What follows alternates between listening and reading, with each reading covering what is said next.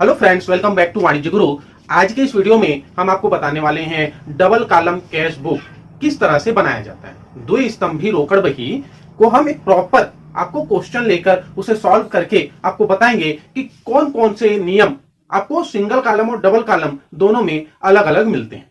तो चलिए वीडियो शुरू करते हैं। सबसे पहले एक क्वेश्चन मैं आपको पढ़ के सुनाता हूं और उसके बाद हम उससे आगे बढ़कर सवाल हल करेंगे। निम्नलिखित व्यवहारों को दिनेश कुमार की रोकड़ तथा बैंक खाने वाली रोकड़ बही में लिखिए। 2001 मार्च 1 हस्तस्थ रोकड़ 8,750 रुपए, रोकड़ बैंक में 22,350 रुपए। मार्च 4 माल नगद बेचा 1,200 रुपए। मार्च 6 बैंक में जमा किए 2,500 रुपए। मार्च 10 सोहन से माल खरीदा 3,000 रुपए। मार्च 11 सोहन को चेक से भुगतान किया 3,000 रुपए। मार्च 13 बैंक से कार्यालय प्रयोग हेतु निकाले 5,000 रुपए। 15 सुशांत से चेक मिला वह बैंक भेज दिया। 18 बैंक ने सुशांत का चेक अनादृत करके लौटा दिया। 20 तारीख लेखन सामग्री नगद खरीदी। 25 तारीख फर्नीचर खरीदा व चेक से भुगतान किया। 31 तारीख वेतन चेक से भुगतान किया। जितने भी इससे रिलेटेड एंट्री होनी है, पोस्टिंग होनी है, उसको हम आपको डिटेल में समझाते चले। हम यहां पर सन लिख लेते हैं 2001, फिर माह लिख लेते हैं मार्च 1, इस साइड भी 2001 मार्च 1। देखिए यहां पर आपको जब प्रोफार्मा बनाएंगे तो प्रोफार्मा बनाते समय ध्यान रखिएगा, जो हम पिछले सिंपल कैश बुक जो बनाए थे उसी के जैसे ही दो साइड होगा। एक साइड डेबिट होगा और दूसरा साइड क्रेडिट होगा। ये दो डेबिट और क्रेडिट दो साइड बना लेंगे। पिछला जो था वो सेम रहेगा, केवल एक चेंज होगा। क्या चेंज होगा? जैसे हेडिंग ही है, हमारा टाइटल है डबल कॉलम, तो यहां अमाउंट लिखने के दो कॉलम होते हैं, एक कैश का दूसरा बैंक का। इधर भी एक रोकड़ के लिए, कैश के लिए और दूसरे बैंक के लिए, दो दो कॉलम दोनों तरफ अमाउंट के लिए हम लिखेंगे। तो अपने पिछले क्वेश्चन से, अगर आपने हमारा पिछला वीडियो नहीं देखा होगा तो डिस्क्रिप्शन बॉक्स में उसका लिंक आपको मिल जाएगा। आई बटन में ऊपर आप उसे देख सकते हैं, वहां भी आपको लिंक मिल जाएगा जिसमें हमने सिंपल कैश बुक आपको समझाया था। अगर अभी तक आपने हमारे चैनल को सब्सक्राइब नहीं किया है तो ऐसे और अकाउंट के क्वेश्चन सॉल्व करने के लिए, समझने के लिए आप हमारे चैनल को सब्सक्राइब कर लीजिए, बेल आइकन को प्रेस कर लीजिए और अगर अच्छा लगे तो अपने दोस्तों तक शेयर कर दीजिए। चलिए शुरू करते हैं। सबसे पहला है मार्च 1, कैश इन हैंड, हस्तस्थ रोकड़। बैंक का बाद में दिया है, सबसे पहले हमें कैश का लिखना है। तो शेष लाया गया, balance brought forward, BD. Cash book का बैलेंस हमेशा डेबिट साइड में हम लिखते हैं, कैश वाले कॉलम का 8,750 रुपए। अब है मार्च 2। मार्च 2 में बैंक में भी कैश एट बैंक दिया है, बैंक में रोकड़ है, प्रश्न में कुछ भी नहीं दिया है तो बैंक का अमाउंट भी डेबिट साइड में लिखेंगे और अगर क्रेडिट लिखा हुआ है तो वो हम क्रेडिट साइड में दिखाएंगे। अगर बैंक ओवरड्राफ्ट लिखा है, बैंक अधिविकर्ष, तब भी उसका अमाउंट क्रेडिट साइड में जाएगा। बैंक ओवरड्राफ्ट का क्या मतलब होता है? बैंक अधिविकर्ष, बैंक अपने कुछ चुनिंदा ग्राहकों को, जो व्यापारी होते हैं वो बैंक में करंट अकाउंट खोलते हैं, तो उस करंट अकाउंट पर बैंक अपने उन कस्टमरों को जो उनके साथ रेगुलर लेन देन करते हैं, ट्रांजेक्शन करते हैं, उनको ओवरड्राफ्ट की सुविधा देती है। ओवरड्राफ्ट में क्या होता है? हम अपने खाते में जितना पैसा जमा है उससे अधिक रकम की निकासी कर सकते हैं, उससे अधिक हम आहरण कर सकते हैं। ये जो ज्यादा पैसा निकाला जाता है ये क्या कहलाता है? ओवरड्राफ्ट कहलाता है और बैंक इस ओवरड्राफ्ट पर कस्टमर से इंटरेस्ट वसूल करती है। ठीक है, सभी को नहीं मिलता, आपको नहीं मिलेगा, सबको नहीं मिलता है। जो बैंक के रेगुलर कस्टमर हैं, जिनके साथ उनका लेन देन ज्यादा अमाउंट का होता है ना, उन कुछ लोगों को यह सुविधा दी जाती है। 22,350 रुपए ये अमाउंट हम लिखेंगे बैंक कॉलम में। 4 तारीख मार्च 4 माल नगद बेचा। ठीक है, कैश में सेल किया। कैश में सेल किया तो क्या एंट्री होती है? रोकड़ खाता डेबिट होता है, विक्रय खाता से cash account debit to sales account, तो डेबिट साइड में हम लिखेंगे टू सेल्स अकाउंट 1,200 रुपए। मार्च 6 में क्या हुआ है? मार्च 6 में बैंक में रोकड़ जमा की, बैंक में पैसे जमा किए। बैंक में पैसे जमा किए रहेंगे, क्या जनरल एंट्री होगी? जनरल एंट्री होगी bank account debit to cash account. अब यहां पर तो आपको ध्यान देना है, जो मेन डिफरेंस होता है सिंगल कॉलम और डबल कॉलम में वो होता है कि वहां केवल अमाउंट लिखने के लिए कैश का कॉलम होता है और यहां पर बैंक का भी कॉलम। जनरल एंट्री हुई bank account debit to cash account, मतलब यहां पर बैंक और कैश दोनों पर प्रभाव पड़ा है। तो इसके लिए हम पोस्टिंग जब करेंगे तो देखिए बैंक अकाउंट डेबिट हुआ तो बैंक अकाउंट के डेबिट में लिखेंगे टू कैश अकाउंट, रोकड़ खाता से 2500 रुपए। और अब देखिए यहां पर क्या हुआ, बैंक अकाउंट डेबिट हुआ टू कैश अकाउंट, तो कैश अकाउंट भी अपने पास, यहां पर कैश अकाउंट भी है और बैंक अकाउंट है, दोनों है अपने पास। तो कैश अकाउंट में भी एंट्री करेंगे, क्या होगा बाई बैंक अकाउंट, बैंक खाता को, और ये अमाउंट लिखेंगे कैश में। जो जनरल एंट्री हुई है उसकी हमको पोस्टिंग करनी है। जनरल एंट्री हुई बैंक खाता डेबिट, तो बैंक में अमाउंट लिखे, क्रेडिट होने वाले खाते का नाम यहां लिखे हैं टू कैश अकाउंट। फिर कैश अकाउंट के क्रेडिट में, कैश अकाउंट के क्रेडिट में हमने लिखा डेबिट होने वाले अकाउंट का नाम, डेबिट होने वाला खाता कौन सा है, बैंक खाता, बैंक खाता, ठीक है। अमाउंट लिखेंगे कैश में। क्या हुआ कि बैंक में पैसा जमा हुआ तो बैंक में अमाउंट बढ़ गया, बैंक में तो अकाउंट अमाउंट बढ़ा लेकिन कैश हमारा जो है वो कम हुआ, तो जब हम कैश कम करते हैं, पेमेंट करते हैं, तो क्रेडिट साइड लिखते हैं। तो इसको दोनों तरफ लिखे। अब इसको जब दोनों तरफ लिखे, बाकी सारी एंट्रियां तो सिंगल होती हैं, लेकिन ये डबल एंट्री होती है, इसको हम क्या कहते हैं, कॉन्ट्रा एंट्री कहते हैं।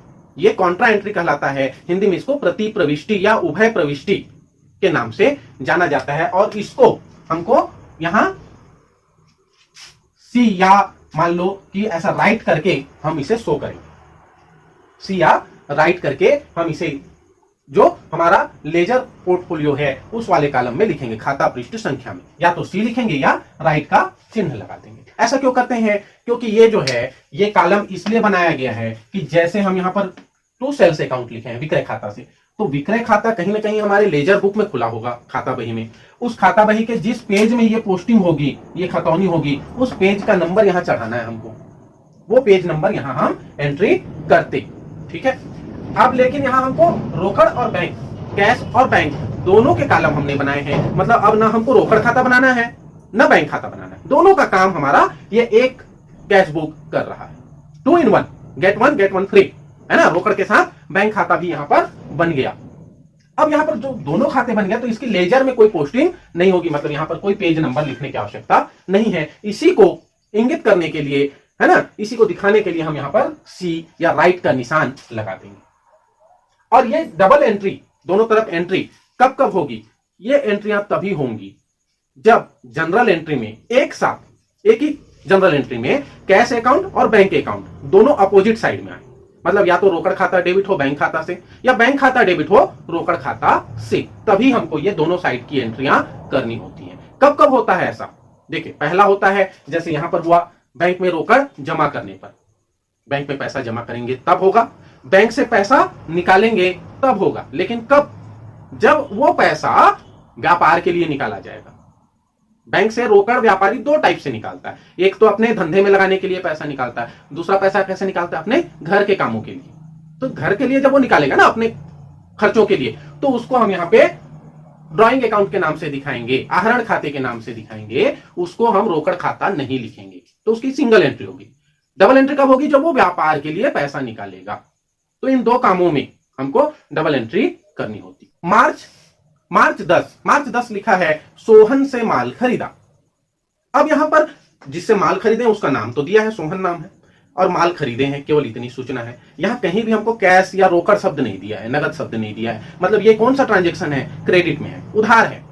उधार लेन देनों का लेखा हमको यहां नहीं करना है, उसका लेखा कहां होगा, परचेस बुक में, क्रय बही में होगा। उधार माल खरीदने का लेखा यहां नहीं करेंगे, ठीक है। तो इसका कोई लेन देन यहां हमको एंट्री नहीं करनी है। उससे आगे क्या हुआ, ये 11 तारीख, 10 तारीख को हमने सोहन से माल खरीदा था, 11 तारीख को हमने क्या किया, 11 तारीख को हमने सोहन को चेक से पेमेंट किया। तो क्या जनरल एंट्री होगी, Sohan debit to bank account, तो बैंक अकाउंट के क्रेडिट में हम लिख देंगे बाई सोहन, है ना। सोहन अब नाम व्यक्ति का नाम है, इसलिए व्यक्ति के नाम के साथ खाता शब्द नहीं लिखते हैं, तो सोहन को लिखेंगे। 3000 रुपए का हमने उसे चेक दिया, मतलब हमारे खाते से, बैंक खाते से 3000 रुपए कम होने चाहिए, जो हमारा बैंक में जमा है उसमें से इतना पैसा कम हो जाएगा। फिर है मार्च 13 में क्या हुआ, मार्च 13 में बैंक से कार्यालय प्रयोग हेतु निकाले, देखिए शब्द लिखा है वहां कार्यालय, ऑफिस यूज के लिए निकाला, ऑफिस यूज के लिए निकाला है, मतलब ये क्या होगा, पैसा व्यापार में आएगा, व्यापार में पैसा आएगा तो cash account debit to bank account, double entry करनी पड़ेगी। 13 क्या हुआ, कैश अकाउंट डेबिट हुआ टू बैंक अकाउंट, तो टू बैंक अकाउंट, बैंक खाता से। अमाउंट कहां लिखेंगे, कैश में, जिसका नाम रहता है उस कॉलम में अमाउंट नहीं लिखते हैं, अगर हम बैंक लिख रहे हैं तो रोकड़ में अमाउंट लिखेंगे। यहाँ कॉन्ट्रा एंट्री है, डबल प्रविष्टि हो रही है। फिर 13 तारीख इधर भी लिखना पड़ेगा। बैंक खाता क्रेडिट हुआ है तो बैंक खाते के क्रेडिट साइड में हम लिखेंगे डेबिट होने वाले खाते का नाम, रोकड़ खाता को बाई कैश अकाउंट, है ना। जो खाता डेबिट हुआ है उसके डेबिट साइड में अपोजिट खाते का नाम क्रेडिट वाले का, जो खाता क्रेडिट हुआ उसके क्रेडिट साइड में डेबिट होने वाले खाते का नाम लिखा हमने, यहाँ सी लिखेंगे। और 5,000 रुपए बैंक से पैसे कम हुए। जब बैंक से पैसे कम होते हैं तो क्रेडिट साइड में, बैंक में जमा करते हैं तो डेबिट साइड में। 15 तारीख को क्या हुआ, सुशांत से चेक मिला और उसे बैंक भेजा। यहां भी एक है ना, यहां भी एक चक्कर है, वो मैं बता रहा हूं आपको क्या चक्कर है। तो सुशांत से चेक मिला है, सुशांत से, ठीक है, बैंक में जमा करा दिए तो bank account debit to Sushant, तो यहां डेबिट में लिखेंगे सुशांत से 2400 रुपए का चेक मिला, तो 2400 रुपए बैंक में जमा हो गया। अब यहां पर क्या चक्कर है ये देखिए, यहां पर चक्कर ये है कि हमको 15 तारीख को चेक मिला और हमने उस चेक को उसी दिन बैंक जमा करा दिए, तो बैंक खाता डेबिट, क्योंकि पैसा बैंक में जमा हो गया। हम तो ये मान लिए कि हमने चेक जमा किया तो पैसा भी जमा हो गया, तो बैंक खाता हमने डेबिट कर दिया सुशांत से। अब दूसरा इसका हम कंडीशन देखते हैं। सुशांत ने हमको 15 तारीख को चेक दिया, पर हमने उस चेक को उस दिन बैंक में जमा नहीं किया। बैंक में जमा नहीं किया तो वो बैंक में कैसे डिपॉजिट होगा, नहीं होगा। नहीं होगा तो क्या करेंगे, उस केस में जब उसी दिन बैंक ना भेजे तो उस केस में हम कैश अकाउंट को डेबिट करेंगे टू सुशांत। लेकिन यहां पर प्रश्न में लिखा है सुशांत से चेक मिला, उसे उसी दिन बैंक में जमा करा दिया, बैंक में जमा करा दिया तो bank account debit to Sushant. अब 18 तारीख को बैंक से यह सूचना मिलती है कि बैंक ने सुशांत वाला ये जो चेक था जो हमने बैंक में जमा कराया था उसे अनादरित कर दिया, चेक बाउंस हो गया, डिसऑनर्ड हो गया। डिसऑनर्ड हो गया तो इसका मतलब क्या हुआ कि उसके खाते में हो सकता है उतना अमाउंट ना हो जितने का चेक है, तो बैंक कहां से पेमेंट करेगी, अपने घर से तो करेगी नहीं, है ना। बैंक वो पेमेंट कहां से करती, सुशांत के अमाउंट से काटती, सुशांत के अकाउंट से पैसे काटे जाते और हमारे अकाउंट में जमा किए जाते। लेकिन अगर सुशांत के अकाउंट में उतने पैसे है ही नहीं जितने का चेक उसने दे दिया तो बैंक उस चेक को रिटर्न कर देगा। तो ये क्या कहलाता है, चेक का अनादरण कहलाता है, चेक का डिसऑनर्ड कहलाता है। नॉर्मली भाषा में हम कहते हैं चेक बाउंस हो गया। तो चेक जब बाउंस हो जाता है तो क्या होता है, जो हमने जनरल एंट्री पहले की थी उस जनरल एंट्री को हम पलट देते हैं। जनरल एंट्री को पलटेंगे तो क्या होगा, सुशांत डेबिट हो जाएगा, Sushant debit to bank account, तो सुशांत को बैंक अकाउंट के क्रेडिट में, हमने तो माना था जमा हो गया लेकिन जमा नहीं हुआ तो डेबिट में लिखे थे उतना ही अमाउंट क्रेडिट में लिख देंगे। इसको काटना नहीं है, एक लाइन लेकर उसको काटना नहीं है, रबर से मिटाना नहीं है, ब्लेड से छिलना नहीं है। आपको जितनी एंट्री इधर हुई है उतने की ही अपोजिट एंट्री अपोजिट साइड में करेंगे तो वो बराबर हो जाएगा। नेक्स्ट ट्रांजेक्शन है 20 तारीख को लेखन सामग्री नगद खरीदी, स्टेशनरी नगद खरीदी, तो स्टेशनरी खाता डेबिट होगा टू कैश अकाउंट। यहां पर हम लिखेंगे लेखन सामग्री या स्टेशनरी लिख सकते हैं डायरेक्ट, खाता stationery account debit to cash account, तो कैश अकाउंट के क्रेडिट में हम लिखेंगे बाई स्टेशनरी। कैश में लिखेंगे 500 रुपए क्योंकि कैश में पेमेंट हुआ है। 25 तारीख को फर्नीचर खरीदा और चेक से पेमेंट किया, फर्नीचर खरीदा, फर्नीचर अकाउंट डेबिट तो बैंक अकाउंट, चेक दिया है तो क्रेडिट साइड बैंक क्रेडिट हुआ तो बैंक के क्रेडिट में लिखेंगे फर्नीचर खाता को बाई फर्नीचर अकाउंट।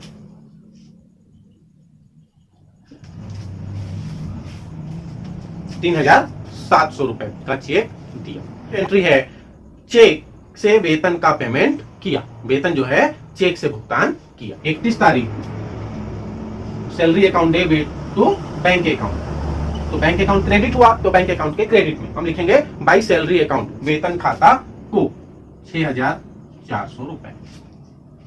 अब हमने 1 तारीख से लेके 31 मार्च तक की सारी एंट्री यहां लिख ली। अब हमको बैलेंस निकालना है, एक एक लाइन दोनों साइड छोड़ दीजिएगा और एक एक लाइन दोनों साइड छोड़कर हम यहां पर इसका टोटल करेंगे। कैश का तो आंख बंद करके आप टोटल कर लीजिए, डेबिट साइड ज्यादा होगा, आंख बंद करके कर लीजिए, डेबिट साइड ही अधिक होगा। तो 1,950 रुपए डेबिट साइड में है। इसी सीध में एक लाइन में ही हमको दोनों का टोटल करना है, तो इधर का टोटल करते हैं, कितना होना चाहिए, 14,950 रुपए होना चाहिए। 31 को हम बैलेंस निकालेंगे, बैलेंस कैरी फॉरवर्ड, शेष ले जाया गया, कितना होगा 14,950 होना चाहिए। इस तरफ है 3,000 रुपए तो 11,950 रुपए का बैलेंस आएगा। इसका मतलब क्या है कि हमको टोटल अमाउंट मिला था 14,950 रुपए कैश में, हमने उसमें से 3,000 रुपए खर्च कर दिए, 3000 खर्च कर दिए तो 11,950 रुपए अपने पास बैलेंस बचा। सेकंड नंबर देख लेते हैं। सेकंड नंबर का इधर टोटल और उधर टोटल एक नजर देख लीजिए। हो सकता है कि किसी प्रश्न में क्रेडिट का भी टोटल ज्यादा हो जाए बैंक वाले कॉलम में, क्योंकि बैंक ओवरड्राफ्ट, जैसे मैं बताया, बैंक ओवरड्राफ्ट का जब चक्कर रहता है तो ज्यादा पैसा भी व्यापारी निकाल सकते हैं। आप नहीं निकाल सकते, आप अपने खाते में जितना पैसा है उससे ज्यादा नहीं निकाल सकते, है ना। बैंक में विड्रॉल भर के मत चले जाइएगा, ओवरड्राफ्ट चाहिए मेरे को, आपको नहीं मिलेगा। कुछ लोगों को ही ये सुविधा मिलती है। टोटल करके देख लेते हैं एक बार, रफ में कीजिएगा, यहां डायरेक्ट ना करें।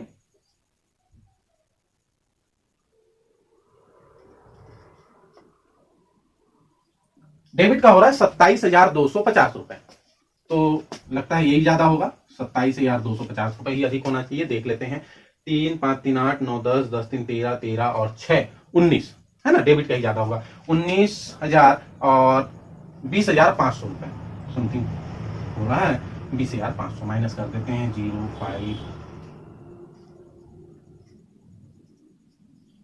क्रेडिट का हमने निकाल लिया। क्रेडिट में कैश का हमने बैलेंस निकाला 11,950 और बैंक का आया 6,750 रुपए, क्योंकि जो टोटल था उस टोटल को हमने यहाँ माइनस किया। माइनस करने के बाद दोनों का अमाउंट हम निकाल लिए। ये हमारा क्लोजिंग बैलेंस। मतलब अगर हम कहें कि 31 मार्च को हमारे पास 11,950 रुपए कैश है और 6,750 रुपए हमारा बैंक में जमा, उस डेट की पूरी राशि, पूरी रकम हम यहाँ पर देख सकते हैं कि हमारे पास क्या कैश है और कितना कैश बैंक में डिपॉजिट है। इसके बाद हम यहाँ से एक लाइन खींचकर इसको क्या कर देंगे, बंद कर देंगे, है ना। बंद करके फिर हमारा ये काम कंप्लीट हो गया और हमारा कैश बुक बन गया।